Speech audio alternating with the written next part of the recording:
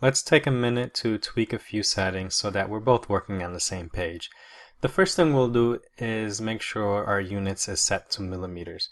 So if you look on the browser, you'll see units, and if you hover over it, this little pencil and paper icon will pop up. Go ahead and click on it and go under unit type, and you'll see this little drop down arrow. Click on it and you can choose the units you want to work with. We're going to select millimeters, so go ahead and click on it and click OK. I'm already set to millimeters, so I'm just going to click cancel.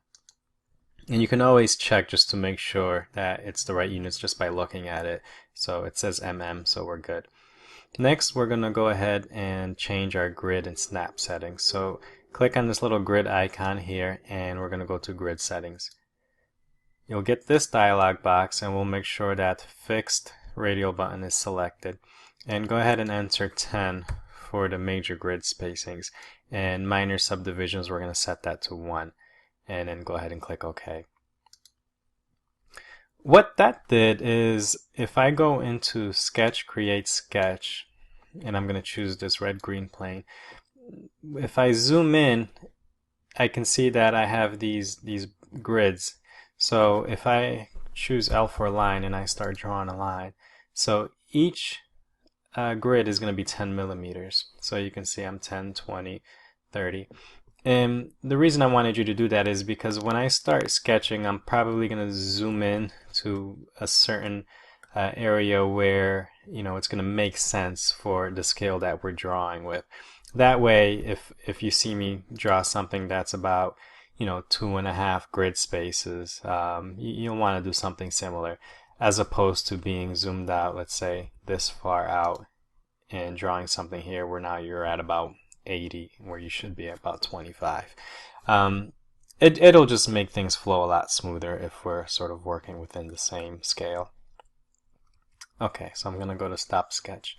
The next thing we're going to change, and this is just preference, but here we'll go back again into our sketch, and then just to show you, if I zoom in, I'm doing that by rolling the scroll wheel forward, and then I'm bringing it backwards, or zooming out by scrolling backwards. But you can change that. Yours might be opposite, and this is just sort of what feels right to you. But the way to change it is to go under, you'll have your name here, whatever the name you gave the account when you set it up, and you can go down to preference, and you'll have this little part here that'll say reverse zoom direction. So this should just be under general. You can choose different options here, but under general you'll see reverse zoom direction.